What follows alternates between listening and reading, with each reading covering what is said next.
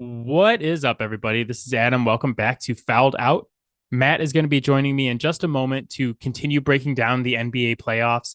Last week, when we recorded, the Wolves were up 2-0 on the Nuggets. That series has completely flipped, along with some other exciting series going on. As we record tonight, the Celtics and Cavaliers are playing in game 5 of that series, with the Celtics up 3-1. Cavaliers are currently leading close to halftime. So you guys will know the result of that game by the time this podcast comes out, but you might get some live reactions while the game is going on. Also, this part of the podcast has been where I've been doing a Bruins update the last couple episodes. And man, if you've been keeping up with the Bruins, you know it continues to be a roller coaster in the playoffs. They go down 3-1 to the Panthers, then win game 5 on the road to force game 6 at home back in Boston on Friday night. It would be such sweet revenge to go down 3-1 against the Panthers and then come back the same way they did to us last year when we were the number 1 seed and they embarrassed us. So we're rooting for it, man. I don't know if they can pull it off, but I will be super excited if they do. I think Bruins mania will be at an all-time high in my household if they can pull off this comeback. So fingers crossed, go Bruins. We're going to bring Matt on in just a minute, but before we get started, just want to remind you that you can reach out to us, fouledoutsports@gmail.com. We really appreciate you guys listening, and we would love to hear from you. Send us an email, chit-chat with us about the NBA playoffs. So if you want to talk hockey, I'm more than happy to talk hockey. We don't talk a lot of hockey on the podcast, so I got a lot of NHL thoughts I'd love to get out there for anybody that's interested. Again, fouledoutsports@gmail.com. But for now, let's go get Matt, and let's talk NBA playoffs. Let's go.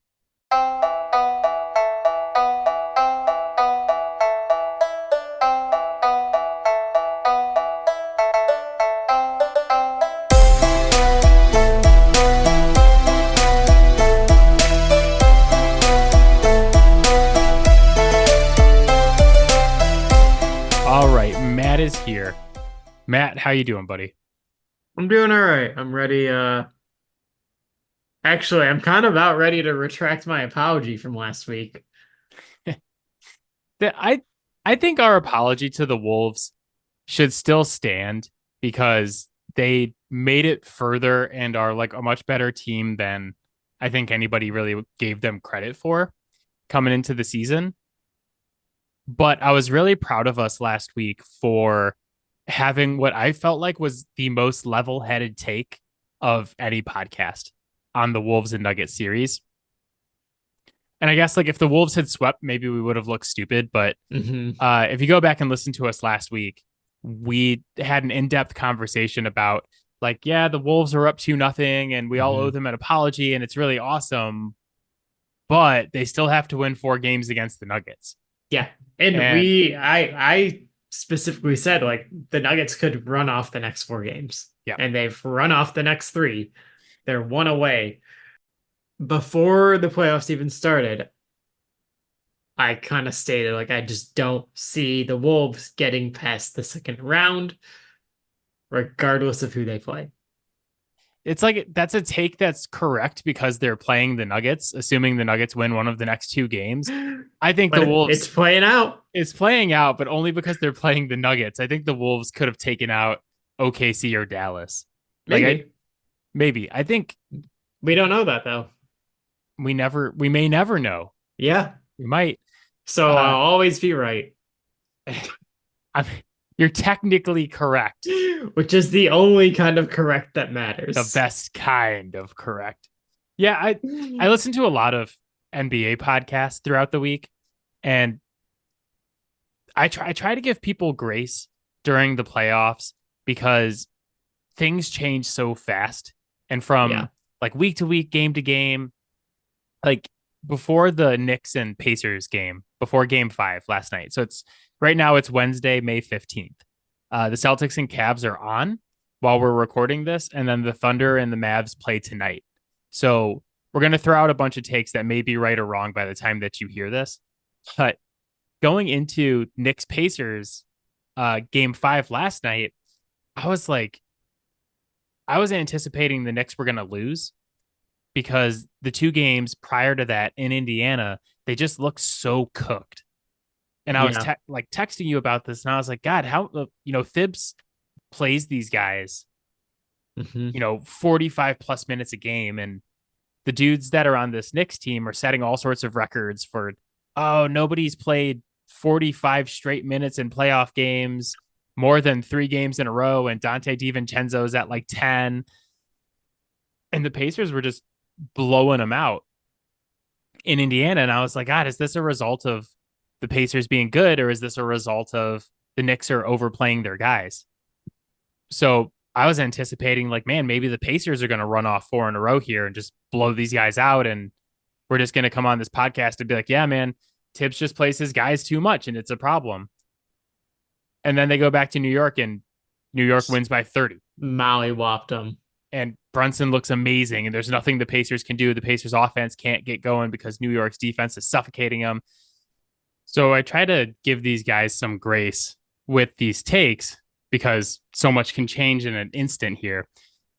The people I will not give grace to are not the ones who, after the Wolves destroyed the Nuggets in Denver in game 2, those like people came out and they were like, oh man, the Timberwolves defense looks so awesome. They're going to win this series. Like those people get some grace here.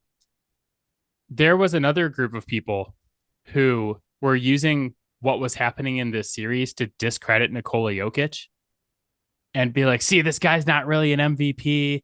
There was a lot of stories last week about, oh, yeah, they won a championship, but they've never beat a team that won over 50 regular season games in a series. Like they played, these teams that the Heat they played in the finals were a play-in team and like blah, blah, blah. And I'm like, I just despise the retroactive, like, oh, this happened. And now all these awesome things Jokic did before this don't matter. Those people will receive no grace here. We know definitively that Jokic is the best player in the NBA right now. You really sat there and thought, there's no way that this player will make adjustments. That's the mindset that these guys had. Yeah, one of the best points we had last week is that we were talking about if anybody is going to figure out this Wolves defense, it's going to be Jokic. Mm-hmm. And figure them out he has. In their 3 straight wins, he's averaging basically 33, 9, and 10. Back to crazy playoff Nikola Jokic numbers. He's getting to that area where he has that like Patrick Mahomes type of like, if the Chiefs go down 14-0 in the first quarter, and then the other team gets the ball and gets stopped in the red zone and like kicks a field goal, and they're up 17-0, you just get that like, ooh, that's going to come back to haunt them later that they didn't go up 21-0. Yep. And there's like nobody else in the league where you would be like, oh man, they should have gone up. Like they really needed to go up 21-0 there to win this game. Because what Patrick Mahomes is about to do to them. Yeah, not right now, but like that's kind of where Steph was like in his prime. And that's exactly what I'm saying is like with the prime Warriors and Steph, Mm-hmm. It was like you went up like 15 or you went up like 20. And right before the half, the Warriors cut the lead to like 15. And you were just like, oh, like really should have been up 20 going into half because you know what Steph's about to do. And Jokic is getting into that area in a way where it's like even down 2-0 last week, I bet on the Nuggets to win this series. And now I basically have the Nuggets at plus 400 to win one of the next 2 games. And FanDuel is just begging me to cash it out.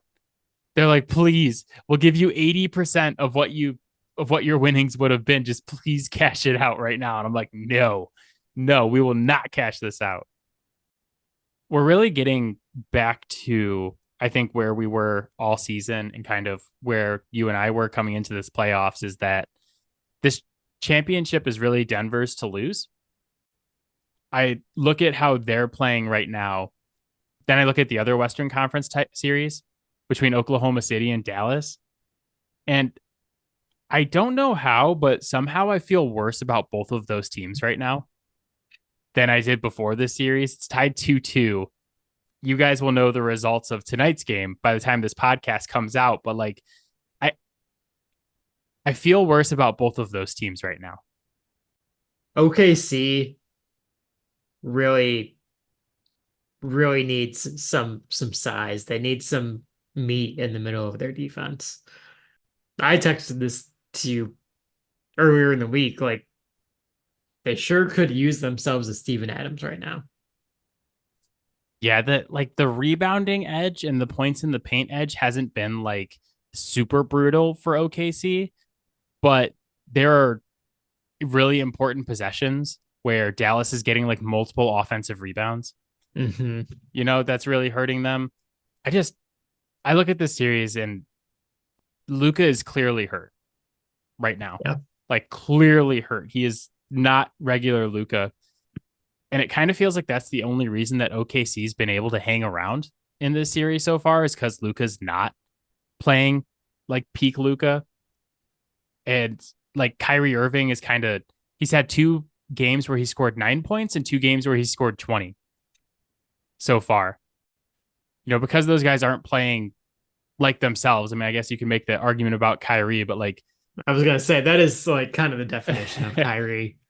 Luka is shooting 39% in this Yeah. series right now. Like they're not playing like the stars that Dallas needs them to be, and they're having to rely heavily on PJ Washington, who, like, don't get me wrong, man. I love PJ Washington. I've won a bunch of money betting on PJ Washington's over in points the last couple of games because he And just you will keeps getting over continue to 20. do so.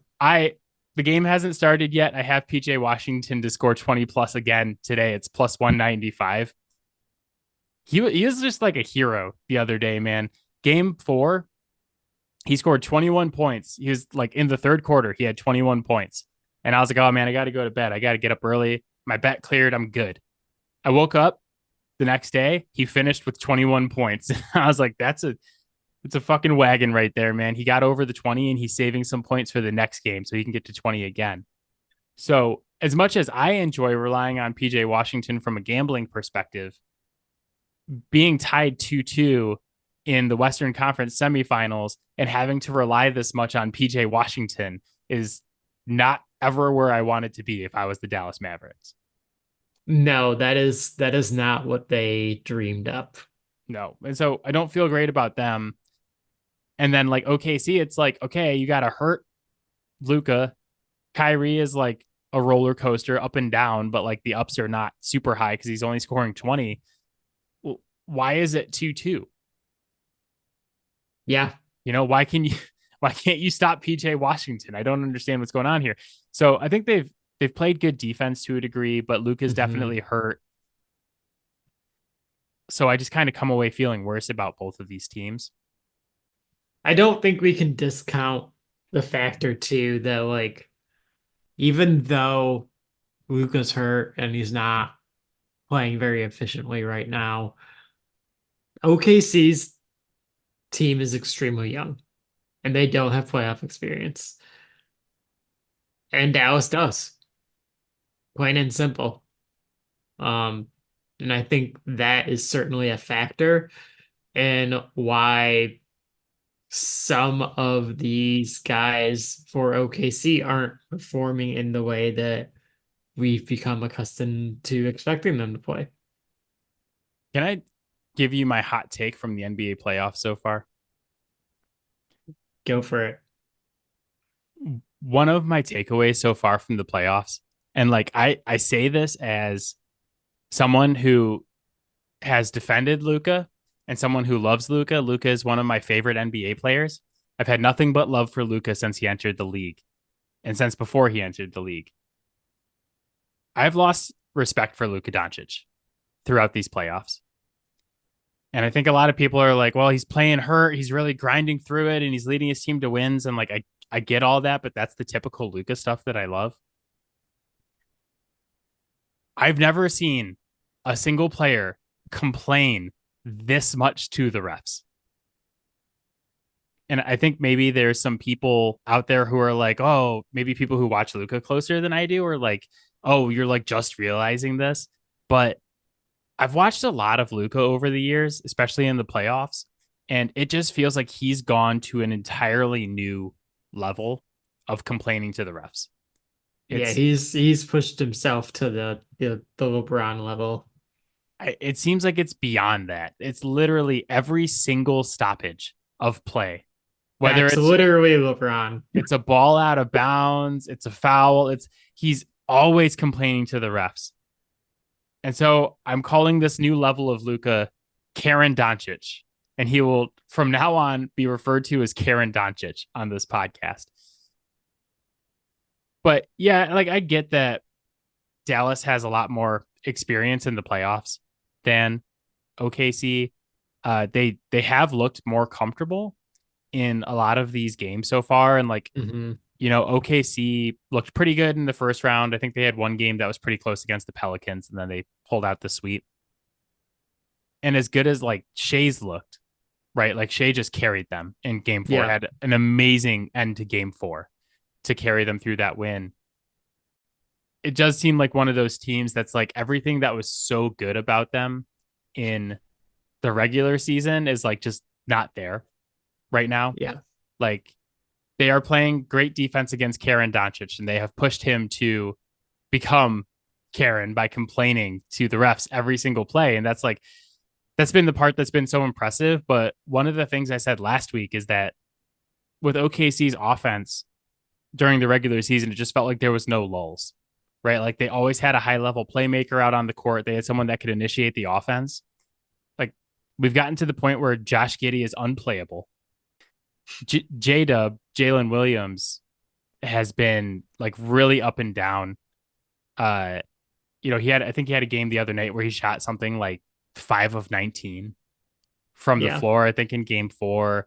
Like it's just, yeah. And this is like all goes to my point though, is like, I don't feel good about Dallas.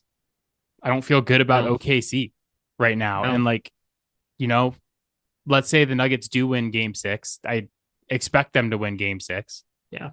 Wouldn't shock me if the Wolves won game six, but I don't think the Wolves are winning two in a row here. If OKC goes up against Jokic in the next round with their lack of size, Jokic is like just going to eviscerate them. Well, I mean, do you think either of these teams have a chance against Jokic? Well, the one chance that Dallas has against Jokic is that Karen can step up and have like, could Karen Doncic have 4 games in a series where he scores like, has like a 40, 15, and 12, something like that? Like, Right. can he match Jokic for 4 games? And then you're like, okay, this team can, the rest of the Mavericks can kind of like win this Yeah. game. But The assumption there is that in all 4 of those games where he goes Super Saiyan, like they get the win. And that's the problem there, is that just because he goes Super Saiyan doesn't mean that Jokic doesn't also go Super Saiyan, and like he gets a little bit of help from Jamal Murray yeah. because that's all he Well, needs. well, that's what I'm saying though, is like if you're asking me, can either team win? That's the hope for Yeah. Dallas, right? Is that uh Karen can go Super Saiyan and match Jokic, and then you're leaving the game up to like, okay, if these two theoretically cancel each other out, Hmm. can the rest of Dallas beat the rest of the Nuggets? And the answer is still probably no, Yeah. because this is what happens with these goddamn Nuggets is like, I forget which game it was in Minnesota, but like Aaron Gordon went 11 for 12 Yeah. from the field. And it's like, dude, if Aaron Gordon's going to go 11 for 12, you're done. It's already over with what Yep. Jokic and Murray can do. It's already over.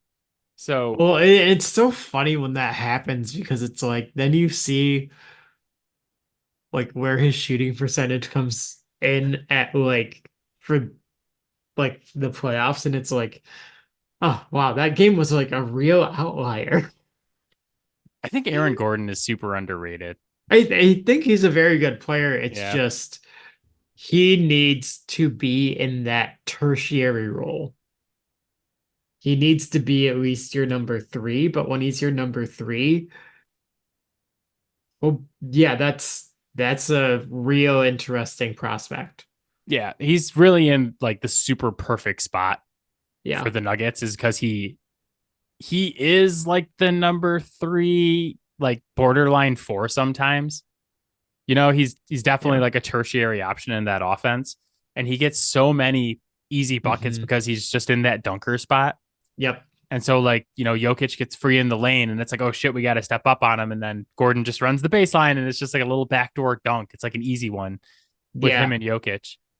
And he's got the athletic ability to kind of be like your lockdown wing guy on defense too. So, Yeah. Yeah, that's what I'm saying is I do think he's underrated in a way. mhm. He doesn't really get as much credit as he deserves because he's like a dude I would love to have on my team for sure. Um, Yeah, I wasn't a huge fan of him in Orlando, but I think a lot of that was due to him kind of being the number one while he was there. And now that I'm seeing him like outside of that role, I'm like, oh man, there's a lot more there to like than just being trying to be a volume scorer. yeah, this is one of the things that's so impressive about how Denver built this team. And like, ironically, the guy who brought Aaron Gordon to Denver is Tim Connolly, who is now the president of basketball operations for the Wolves. And he's the guy that made the Gobert trade. So it's like, wow, like you did this really awesome thing. And then I'm still anti Gobert trade. And I think that's a better take this week than it was last week. But Yep. it's amazing though that like Tim Conley could look at what Aaron Gordon was doing in Orlando and be like, I think we should bring that guy over because I think he can fit this role as a third guy really good. Yeah. And so, and like kudos to Aaron Gordon for coming over and accepting a reduced role and being like, hey, I want to win and contribute to winning because there's so many guys nowadays that are like, I'm the guy, right? Hmm. Like I'm the superstar. You think about like the RJ Barrett type of guy who's like going to go to, he got traded from the Knicks to the Raptors, but I feel like that guy's never going to go anywhere and be like, okay, I'm going to contribute to winning guy. It's like, no, I got to get my 25. And Aaron Gordon's good either way. He's Yeah. like, if he scores 25, it's awesome. He goes 11 of 12 from the field, it's awesome. If he just goes like 3 of 6 and plays good defense, he's happy doing that too. Yeah. Yeah, I don't feel great about any of the other Western Conference teams right now. I expect Denver to put Minnesota away. And then you go over to the East, and it's like the East is the Oh, East. Man, I East be East and we got complaints from my dad last week because we did not talk enough about the Boston Celtics. And I was like, you really want us to talk about the Boston Celtics? Be careful what you that wish that for. is that is a mistake, Jim. It is that time of year where we sit here and bash the Boston Celtics. They're up on Cleveland right now. I think it's a safe assumption to say they're going to put this game away and put this series away Hmm. against Cleveland tonight. Cleveland does not have Donovan Mitchell, Jared Allen, or Karis LeVert Yep. in this game. But I was watching game 2 the other day, the one that Cleveland won in Boston. Hmm. And I was just like, God, the Celtics are, I think, the singular most frustrating team for me to watch that I'm not a fan of. Like, you watch your own team and you get annoyed with your own team and you're like, I wish this would happen or that would happen. I think the Celtics are like the hardest team to watch in all of sports. And game 2 was such like a perfect outline to me of why, because they just like shoot threes for the sake of shooting threes. There was a stretch in that game where the Cavaliers went on like an 11-0 run. And it's Hmm. like, okay, Cleveland like hits a big three. Boston comes down and Derek White just they don't set up any offense. They don't do anything. He just pulls up and tries to shoot a three. Misses, Cavs rebound. They come down and hit another three. Yeah. Boston comes down, pass to Al Horford on the wing, jacks up a three, misses. Cleveland comes down and scores. They come down again. Al Horford jacks up another three without running any offense, misses. Cleveland comes down and scores. It's like they shoot like 46 threes per game. which is first in the NBA. And Yeah. if you were like working your way into good threes and you were like shooting threes as part of your offense, it's one thing. But it's just that like shooting threes for the sake of shooting threes and just being like, well, if they don't go in, like I guess we're screwed. We're not going to work for better shots. We're not going to try to get into the lane or get fouled or really do anything. We're just going to shoot threes and play iso ball the whole time. It really feels like their offensive game plan was created by a fifth grader.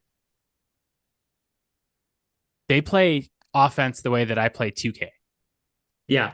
where it's like we're just going to shoot a ton of threes and then we're going to iso with like our best player every once in a while. It's like, and it works in the video games, but it's so frustrating when the threes are not going in and they just insist on shooting them nonstop. Yep. And the guys on this team, like Jason Tatum and Jaylen Brown, especially, are more talented than that. And Hmm. like, this is my biggest problem with the two of them as players and with this team as a whole is like things are not working the way you want them to. What do you do? Yeah. And for Jason Tatum, it's like, okay, I'm going to ISO this guy and shoot a step back three. It's not your game, dude.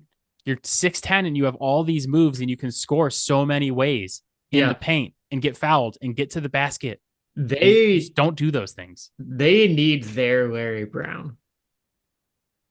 You know, they need their coach that like is gonna not like discount the talent that they have, but get in their fucking ass about playing actual basketball and not just chucking up threes. Well, they had him and Ime Udoka. And like I honestly like I think that's why this team made the finals is because Udoka's like a Yeah. hard ass. And Yeah. then you know what happens with Turns out him? he was Yeah. problematic. I was gonna say, well, what happens with him and they rightfully get rid of him. Hmm. And then they bring in Joe Maz, and it's like, I don't know, man. I feel like they went to game 7 of the Eastern Conference Finals last year. They have that like slight comeback against Miami where they were down 3-0. They force a game 7 and then lose game 7 in Boston. Hmm. And I do wonder if this franchise would have just been better off if they would have just got swept and just been like, Yeah. okay, like we let Philly take us to 7 and then we got swept in the Eastern Conference Finals. Like Joe Maz is not the answer. But instead, they do the little comeback and they're like, okay, yeah, like we'll bring him back. We'll give him another chance. They do multiple trades and they get Porzingis and they get Drew Holiday. Yeah. And I don't know, man. I look at this team and it's like the lineup of like Derek White, Drew Holiday, Brown, Tatum, and Porzingis on paper is the most talented 5-man lineup in the league. Like I don't think that's a question. No. But as much as we used to complain about Marcus Smart, like thinking he was the alpha when there were better players on the team than him, They needed everything that he brought. And because like when he was traded away, like I clearly stated like they're gonna miss that. that's And exactly where I was going to is like at least yeah, somebody on this team thought they were the alpha and acted like it. he was the guy with the competitive fire. He was the dude who wanted to rip, Jimmy's heart out. And they just don't have that anymore. And you look at what happened uh in the last game in this series without Donovan Mitchell, like they barely get out of that. This game, they're still only up like 10 right now, right? And Cleveland's missing three of their best players. You should be dominating right now. And you can't. And that is why the Boston Celtics are the Boston Celtics, and they will not win a championship with this rendition. It's funny because they probably will get to the finals just by Mhm. virtue of you played the Heat without Jimmy, you played the Cavs without Donovan Mitchell for most of the series. I I think the Knicks could give them serious problems. Mhm. if they're not dead by the time that they get there. Yeah. Yeah. Because I know they won the last game by 30, but I still have serious concerns about how much these guys are playing. I agree with that. But I do think that simply having to deal with Jalen Brunson, because he is everything that those two guys in Boston are not. Well, this is the thing, and this is kind of like how the Heat were able to beat them. I mean, it's really twofold, but like the Heat played really good defense and just had a fucking dog on their team in Yeah. Jimmy Butler. That's kind of how the Knicks are set up. Is like Yep. they play good defense for the most part. I mean, they had a couple of games there with Indiana where it did not look good and it looked like their legs were pretty much cooked. And then they Yeah. bounce back in game 5 and play very good defense, holding Indiana to 91. So we'll see how the rest of that series goes, because this is another thing where it's like, okay, in a week, is this going to look fucking stupid? Where we go back and we're like, oh yeah, remember we were saying the Knicks were going to be a problem for the Celtics, and uh, then the Pacers scored 150 in 2 straight games and won that series. Like, yeah, but so you got your dog in Jalen Brunson, and like Jalen Brunson is just like the classic type of guy who cooks the Celtics, Yeah. right? The other thing for the Heat, at least, is that Caleb Martin absolutely left his body for 2 weeks. So you look at the Knicks and it's like, okay, is somebody on this team going to leave their body for 2 weeks against the Celtics? Like, probably not, but like Dante DiVincenzo's been playing really good basketball. It's been really good. Is OG supposed to come back? He might be done for the playoffs. I'm not Okay. sure if he'll be back for the Celtics series or not. Yeah, I was gonna say like he could be a problem for them as well, but um yeah, if that injury's not looking super great. I mean, the way it looked, then no, he's not coming back at No. all. Uh, I don't know. There's a couple reports right now that say OG Anunoby is a possibility to return after game 6. He's doing light work on the court. Like, so, you know, who knows? So Maybe you're he, telling me there's a chance. yeah, maybe he would. But I think the thing that's funny with the Knicks is that, like, all throughout these playoffs, the narrative has been like, oh man, Jalen Brunson's been amazing. And he's doing all this without Julius Randle. And like they're like, this team could really use Julius Randle. I'm like, dude, I'd be more impressed if they got this far with Julius Randle. Dude, Yeah. everybody forgets how bad Julius Randle is in the playoffs. Yeah. Like, I do not want to hear that shit. I don't want to hear like, man, Jalen Brunson is like, I'm probably going to vote Jalen Brunson top 10. If he got to the Eastern Conference Finals with Julius Randle, I'd probably vote his ass top 5. Yeah. And just be like, dude, you dragged Julius Randle this far. This is truly amazing. So I think that's actually been a blessing in disguise for the Knicks, is that Julius Randle is not out there with them. Oh, for sure. The most impressive part of this too is that like even without Julius Randle out there on the floor though, the roster implications of having Julius Randle's contract though, like and they're still doing this. Yeah. So, Well, they have some really cheap guys who are playing really well. yep. Like, Deuce McBride has been Hmm. good. Like yeah. So they've found some diamonds in the rough. And like, you got to keep in mind, they are not paying Jalen Brunson what he's worth. No. Right. Like that. It's so funny to look back on the contract he got. And everybody was like, wow, you're going to pay that much for Jalen Brunson. That's the best deal in the league. Right? Pennies on the dollar. Oh, it's by far. He's a max I guy. would give Max him a guy. full max with no hesitation. Yeah, I mean, he's making 26 million this year, 25 next year, and has a player option for 25 in the 25-26 season. Spoiler alert, he's declining that player option Hell and yeah, he getting a is. max fucking deal. So yeah, so there's a couple things that are working in their favor. Mhm. Julius Randle is 28 million. I mean, I don't want to pay Julius Randle 28 million, but like, it's not kneecapping your roster construction too much. I mean, there's a number of players that you could fit on the roster at Oh yeah, 28 million yeah. There's a lot of that guys I'd are rather all, have. every single one of them is better than Julius Randle. Yeah, I guess I'm pretty impressed though because they're paying Bojan Bogdanovic 20, Mitchell Robinson 16, but like it helps when Josh Hart is 13, Dante DiVincenzo is Mm-hmm. 11, Hartenstein, who's been good for them, is 9, Precious is Yep.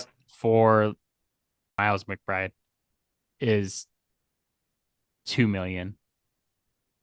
So okay, Deuce McBride's a way sweeter name, but yeah, so good for them for getting some production out of like cheaper deals. That's pretty critical to Yeah. being a successful team, and it's definitely helped them get this far.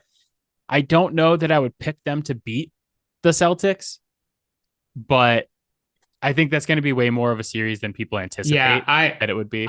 I'm kind of at the point where I feel like that's a little bit of a coin toss for me. Just looking at how the games have gone in this series for Boston. If Donovan Mitchell doesn't miss games, like it's not a foregone conclusion that Boston even wins this series. Like I know that kind of like maybe is sounds like it's overselling Cleveland, but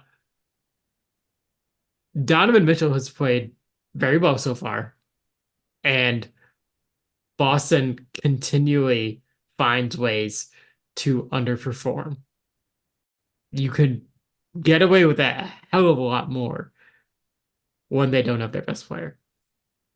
Yeah, Boston can shoot themselves in to any game and also like shoot themselves out of any game or series. Yeah. And like we've been ragging on the Celtics for a little bit now, but I will say one nice thing about them, and you're not going to like this, but when you're talking about who is left who could potentially beat Denver, I do think that there's a world where Boston can because they're going to shoot 50 plus threes a game against Denver. And it's like in 4 of these games, can we hit 40% of more or more of these threes? And if we can, you have a chance because like this is the Daryl Morey old adage of like, this is how we're going to beat the Kevin Durant Warriors is that we're just going to shoot 50 threes. And if we hit 40% of our threes, we're going to have a good shot at winning the game. Can we do that 4 times in a series? Who knows? Probably not. But they got damn close to doing it that one year against the Kevin Durant Warriors, the one where the Rockets were up Yeah. 3-1 and then blew it. They got damn close to doing it. And like, I think the Celtics do have that opportunity just because they shoot so many damn threes. You know who was on their roster still at that point? Who, Houston? I mixed up what you were saying. Okay. Yeah. Oh, yeah. Yeah. I was going to say PJ Tucker. Yeah. PJ Tucker Yeah. was on that Right. Houston team. But that actually is like very similar to what I was going for with the player that I was thinking of, right? Like PJ Tucker was gritty. Like he didn't just shoot threes, like he was fucking getting up in people's grills and like setting the tone for the game. You know, I don't see a world where this Boston team beats the Nuggets without their Marcus Smart. Like, sure, is there a possibility? Anything's possible. The Pistons won games this year. Anything is possible. But like, are you giving it a greater than 5% chance that Boston walks in there and makes enough threes 4 times? I'm just pulling the classic Adam where I just throw it out as a possibility and then I pick the Nuggets. And then if the Celtics do it, I go, oh man, such a good take by me 2 weeks ago where I said that this could happen. I'm playing both sides so I don't lose. I also just am picturing beef stew from the Pistons Like Yeah. after they win one game this season, going anything is possible, and they're like, Beef, you're 2-47, and he's like, anything is possible.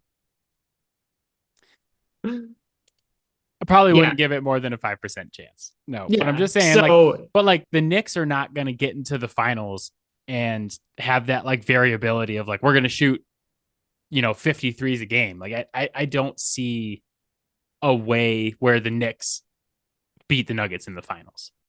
I actually feel like I think opposite on the strategy for being able to beat the Nuggets. I think you want to drag them down, muck up the game, keep it close, keep the score low, and just hope that your guy can make enough plays at the end of the game to get the win. Because if you just try to outscore Denver, I don't think you can make that happen enough. This is just where Not we're against at. Jokic. This is just where we're at with Denver, though. Is it's Yeah. not just like, oh, like I think this team can just go in and like play their game and beat Denver. Like it's going to be a good series. It's like, Hmm. can you hit 25 threes? Can you slow the game's pace enough that nobody scores 100? Like, can you? Yeah. Because like Denver is just that good and just executes that well. And Yeah. like, just to go back to the point from the beginning of this podcast, is that Jokic is the best player in the world. Yeah. I think by far the best player in the world. Like, I don't think it's arguable. And I think we've seen that over the last couple of games, him bouncing back and figuring out this Minnesota defense. Hmm. And it's like, even if the Knicks go in game one and do like muck it up and throw some stuff at Jokic that's kind of confusing game one, I just trust him to figure it out, Yeah. you know? So it's like that. I'm almost at the same point where I am with Patrick Mahomes, where it's just like, yeah, nothing else really matters. They have Jokic, and that's good enough for me. Yeah. Well, and Just that's why I think like even if the Celtics get there, if they have to play the Nuggets, it's already over. Because yeah, maybe you do make, you know, 25 threes in game one and like outscore him. But like by game two or three, he's gonna have your defense entirely figured out and you're not gonna be able to stop him at all. I can also just see the world where it's like, man, the Celtics hit 28 threes, but Jokic had a 52, 27, and 16. Yeah. Fuck. So, yeah, I guess we'll see where it goes. By the time that we record next week, all of these series will be over. They can possibly extend to like game 7 for 3 of the series would be on Sunday. The Dallas and the Thunder, which that would be Monday, May 20th. So we'll have our conference finals set and maybe even be a game into the conference finals by the time we get back to this next week. The other Mhm. thing I wanted to talk to you quickly about this week is that the NBA draft lottery was on Sunday. No, it wasn't. It never, it doesn't exist. I honestly didn't feel like it did exist this year because I didn't even know the lottery was happening until you text me the results. And we've talked about this kind of ad nauseum on this podcast, but this is the most lackluster draft and like Yeah. lackluster draft season that I think we've ever had. Uh, and we've talked about it a lot, but like this draft sucks. And Yeah. there's just not it's not even like, oh, we're missing the high end talent. It's like, no, like this whole draft kind of sucks. Yeah. There's been multiple scouts who came out this week and said like start this draft is like starting a draft at 10 or 12. Like the very Yeah. best player in this draft would be a late lottery pick in the vast majority of drafts. Hmm. Uh do you want to talk about your team getting boned?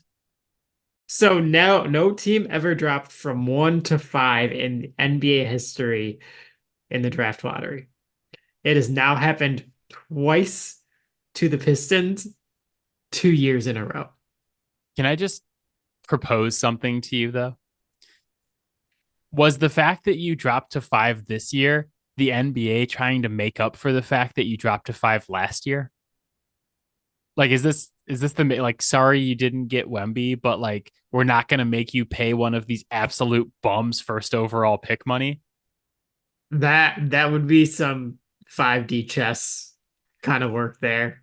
Like Adam Silver, I need way more than this to make up for the fact that I didn't get Wemby. Yeah. You I need to mean, give us number one in a draft that actually has a player. even if you hadn't gotten Wemby last year, like I feel like if you would have had a top 3 pick, you would have come away with Brandon Miller, Yeah.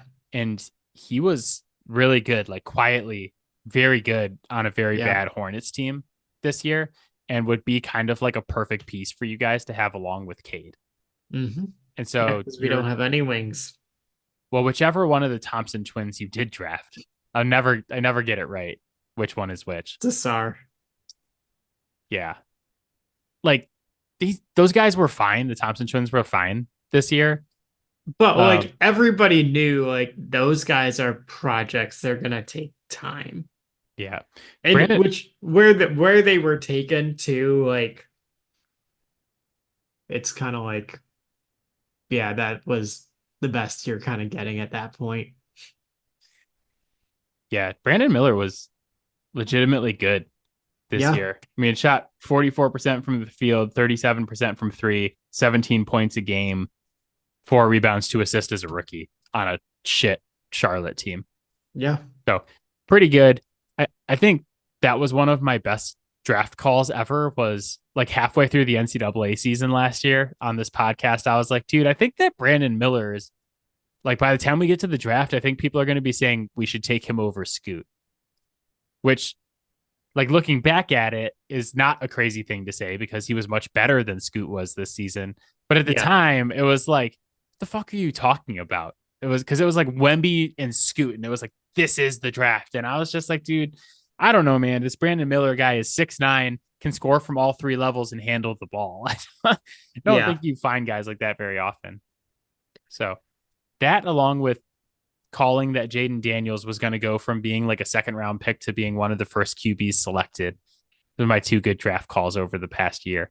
I have no good calls for this draft. It's, you know what this draft reminds me of? Hmm. Is the 2013 NBA draft. For those of you that don't remember, that was the draft where Anthony Bennett Yep. I went knew that's first where this was overall. going. Yeah. If you don't know who Anthony Bennett is, I don't blame you. He's one of the only first overall picks ever to not make it to a second deal in the NBA. He might, I got to look it up, but he might be the only number 1 overall pick to not get a second deal in the NBA. Yeah. He's one of the worst players in NBA history. Legitimately one of the worst ever. But I think about that draft because, like, if you remember back to 2013, it was like, man, this draft is barren. And it was like a big debate about who should be drafted first overall because you had like Victor Oladipo, and Otto Porter were up there, and it was kind of like a debate. Just think that there was a time where we were debating about like, should Otto Porter be the number 1 overall draft pick? That's how dark this draft was. And it was kind of just accepted that it was going to be like Victor Oladipo. And the Cavs kind of stunned everybody by picking Anthony Bennett out of nowhere. And they're just like, this is our guy. And Yep. They picked the worst of the bad options. But I say all this to say that I haven't done a ton of research on the draft, so I'm not going to talk about players specifically. But there have been a lot of times in NBA history where it's like, God, this draft is so bad. And if you look at like the first 9 or so picks in that draft, like Yeah, it was very bad. It was Anthony Bennett, Victor Oladipo, Otto Porter Jr., Cody Zeller, Alex Zen, Nerlens Noel, Ben McLemore, Contavious Caldwell Pope, and Trey Burke. But if you made an all-star team out of guys who were actually drafted in that draft, that team would include Giannis Antetokounmpo, Rudy Gobert, CJ McCollum. So just because the projectable high-end talent might not be there doesn't mean that there's not going to be opportunities for people to come away with like really good players. Yeah. And I'm not saying anybody in this class is going to be like an absolute superstar, but they're saying like, oh, it's basically like we're starting a draft at 10. Well, guess what? There's been a lot of really good NBA players who have been drafted higher than 10. It just sucks to be a Hawks fan right now, I'm sure, and be like, we jumped 9 spots to get the number 1 overall pick in the draft, and we're going to take fucking Anthony Bennett all over again. Yeah, the thing about Anthony Bennett is that like I don't think people were even talking about him as a top 5 pick. Like he was like a mid-lottery guy that they were just like, yeah, let's just make him number 1. They were just like, that's our guy, and we're not gonna trade. We're not gonna trade back. We're just gonna take our guy. Yeah, it's basically like if someone wanted to draft like Cody Williams, number 1 overall. He was the freshman from Colorado who's in the draft, who did not start at Colorado this season. So there's that. But yeah, I think that there's like some solid role player type of guys in here. Like Dalton Connect is in here. Mm-hmm. I actually like Donovan Clingan or Klingon. I'm never going to say his name right, from UConn. They're saying he's going to go 3rd to the Rockets right now, which makes a ton of sense. There's still a lot to talk about in the NBA draft, and we'll do some player breakdowns. We'll do like an NBA draft podcast later. But it's just funny because it's like, man, yeah, your team got screwed again, but if you were ever going to get screwed in a draft, this is the one that you probably want to get screwed in at least. Yeah, for sure. It just, oof, man, is it triggering. I don't know what you guys did to Adam Silver to have this happen, but my hope would be that, they're going to be like, okay, guys, like we can't fuck them over 3 years in a row. People are actually watching this now. And so you guys will get like a good pick in next year's draft. I don't know how good next year's draft is, but I know it's not as bad as this year's. So it can't possibly be. It's funny because people are, last year with the draft were like a prospect like Wembanyama only comes around like once in a generation. But like I feel like really horrible draft classes like this come around like once every 10 years. Yeah. There's been a couple like really bad ones. But like even 2013, like I said, had Giannis Antetokounmpo, who's one of the best players in the league. Yeah. So, you find guys anywhere. Nikola Jokic was a 2nd-round pick. Right? Yep. Like Shea was picked in the double digits. Donovan Mitchell was picked in the double digits. Yeah. I don't think Jalen Brunson was drafted very high. No. Yeah. So, the Pistons just need to get their Giannis or Jokic in this draft. Otherwise, it's a failure. That's the lesson here. That should pretty much be the takeaway. Jalen Brunson was picked the first pick in the 2nd round, actually. So there's plenty of talent still. But yeah, sorry about your Pistons. It does suck to get screwed. So am I. So, but that is it for us. As always, Fouled Out can be found on Spotify, Apple Podcasts, Pocket Cast, Overcast, anywhere you get your podcast. You can hit us up at Gmail, fouledOutsports@gmail.com. I don't know why I blanked on that. You can find our videos on TikTok at Fouled Out Sports Podcast. It's a long name, but you can't miss it. Matt, you got any final thoughts? Anything else you want to talk about before we sign off? Fuck Adam Silver. I really enjoy Adam Silver. I was all about it until this happened twice. He has some like secret vendetta against the Pistons that we don't know about. I guess maybe it's because he gave you guys the 1st overall pick a couple years ago, And he's like, we'll breathe life back into Detroit by giving them Cade Cunningham. And so far, you've just continued to be the worst team in the league multiple years in a row.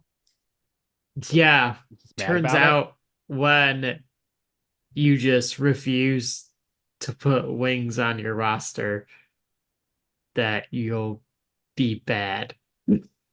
Well, just get ready to overreact and give Paul George a max contract and have everybody on all these NBA podcasts tell you why it's a good idea while we give you the level headed take about why it was not a good idea.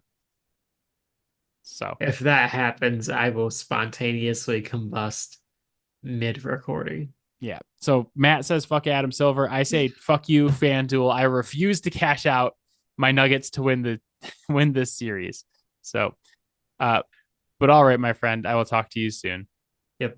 Bye, All right. guys. Bye guys. Bye, Bye, Mom. Robin.